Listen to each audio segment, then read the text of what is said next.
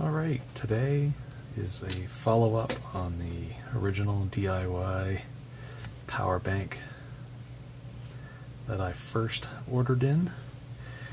Today I'm going to make it a little more permanent. Get the screw out that I left inside here and just talk about it just a tiny little bit. So first things first, let's get all this nasty tape off.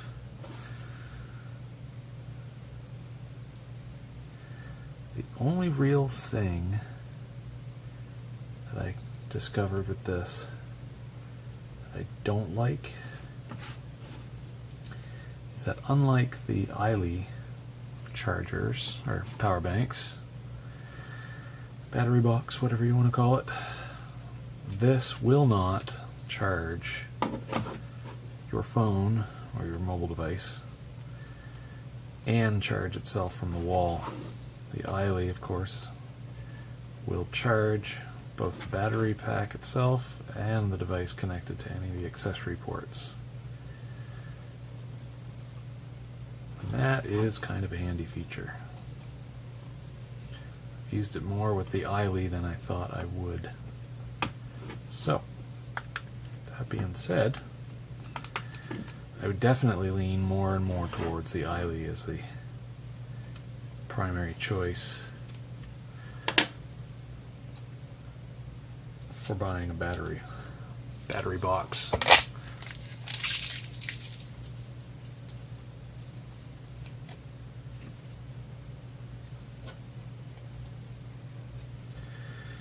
Otherwise, the three green cells, to which I believe are LG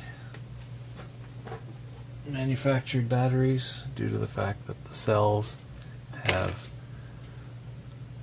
LG right on them, well, LGDB. Never was able to figure out the exact milliamp hours on them, but I know on my Galaxy S3 I can get at least 3 full charges out of this pack with absolute ease, no issues whatsoever getting 3 full charges out of it.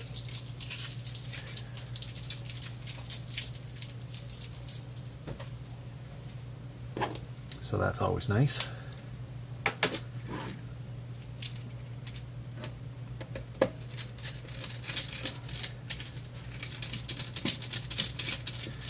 Watching this video also kind of doubles as a how to put it together in reverse, but you'll see it going forward after I get this all pulled apart, get the screw out, and then make this permanent.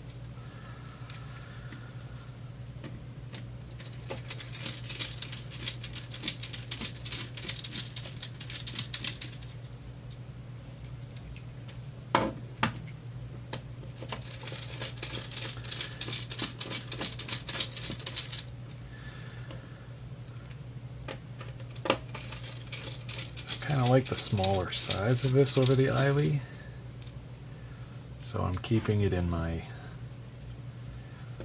EDC bag that I drag around. It's just handy to have.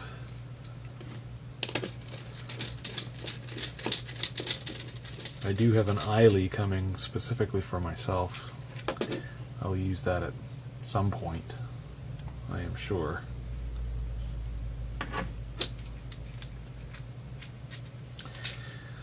But this one will definitely be the daily beater. It'll be with me all the time.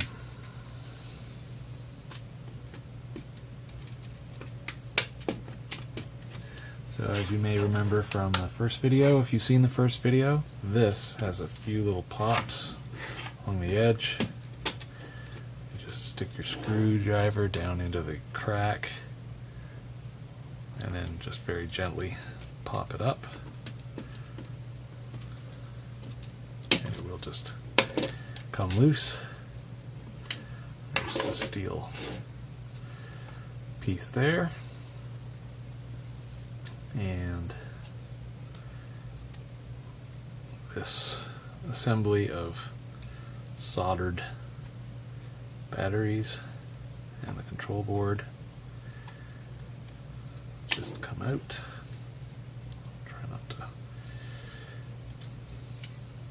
damage anything in the process of getting this out.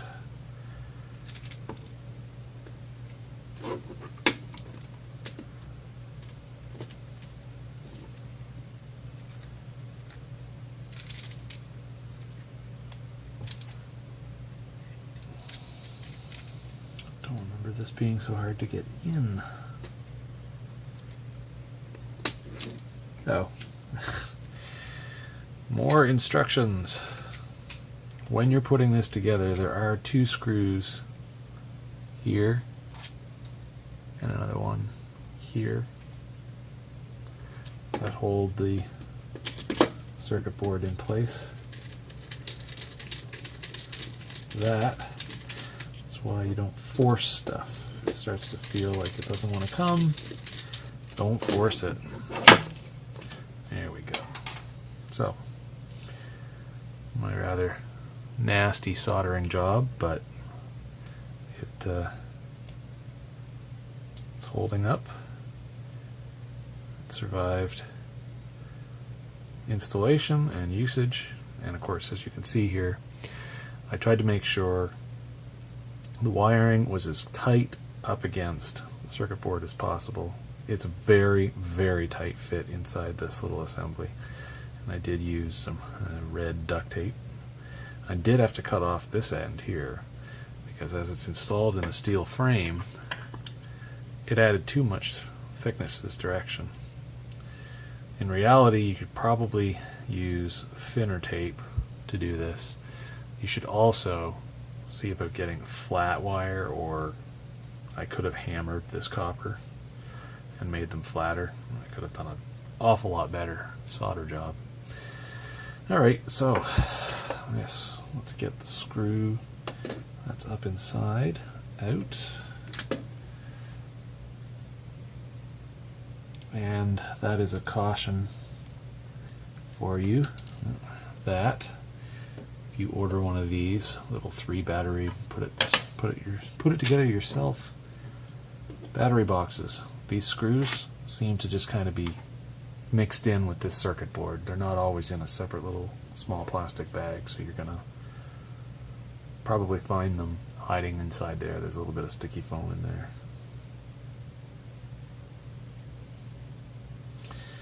So, put it all back together.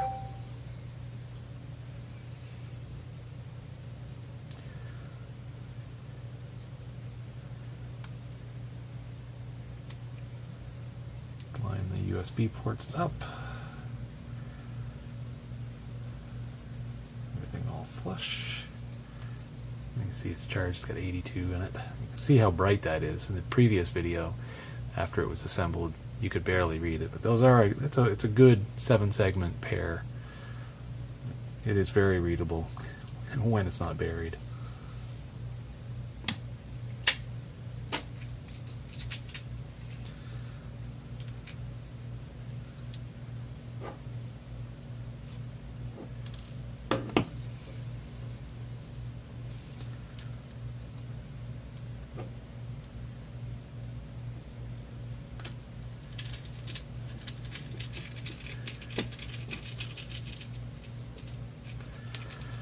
This is a reasonably decent screwdriver I picked up for micro screwdriver work. I think it is a Husky brand from Home Depot. I forget how much I paid for it. It wasn't a terrible amount. It's pretty good. Extends out if you need a little bit of extra length. I like that the bits are held in the rear, and it's on a spring-loaded rotating mechanism, so you rotate it halfway and it'll keep the bit in. Alright, so got that back together. Let's get this sleeve back on.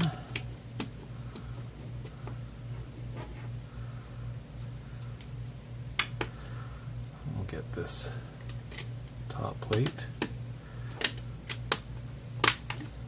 reinstalled. And we'll make a lot of click noises as you're putting it all back together. And once you've got it back together, you can then put all your screws back in so that everything is held all to this aluminum frame around the outside of it.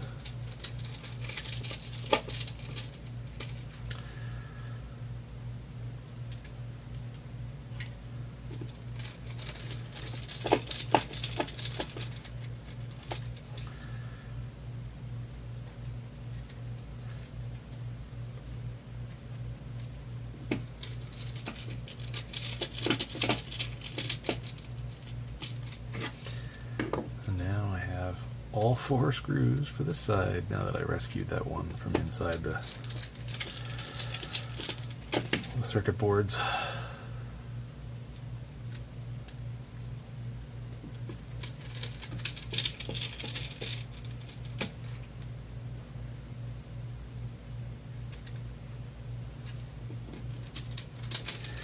This is the point at which here, after this last one goes in, where that permanence of assembly comes into play that I had first said that I wasn't going to do, but now that I've inspected it and it seems to be holding up well, I am going to make it permanent. So there's this white Mac tack on the back, exposes the glue.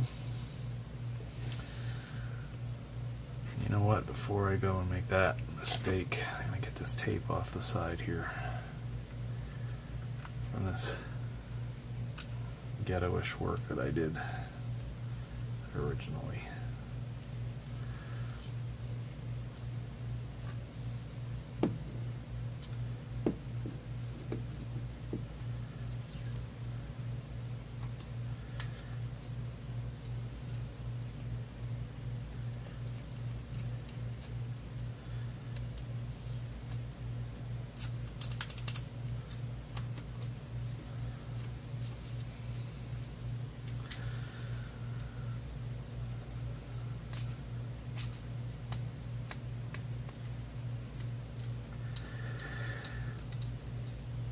So,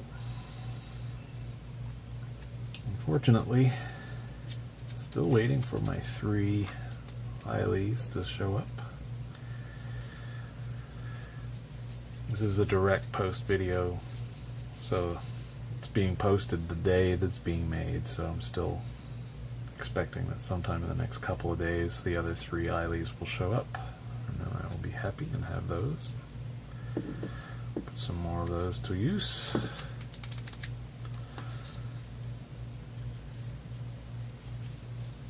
I've got lots and lots of 18650s sitting around waiting to be put into duty. I might have another 10 to salvage through as well. I have another Ryobi battery, one that was actually given to me that's possibly already dead. Well, already in my possession dead. It wasn't dead from the factory or anything. It's well used and not super new. So, batteries, they wear out, whether we like it or not. Alright, so here's the moment of permanence.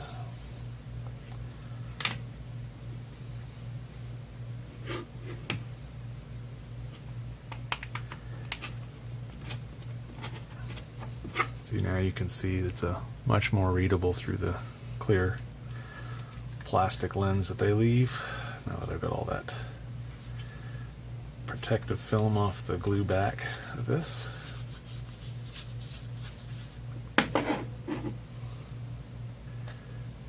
Same on this side. Maybe. Get this off. Try to put the words the right side up.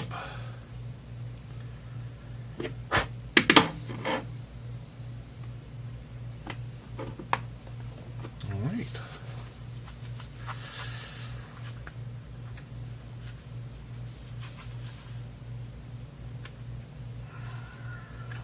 That should do it. Nice and shiny and assembled readable LED. I've got the power button filler to go in upstairs. This, I'm never going to put the plate on because of, as I had indicated in the earlier review, the cutout does not match where the USB ports fit. So that's fine. I can deal with that. Anyways, thanks again for watching, and I'll scrape the last of that tape off the side on my own time. See you later.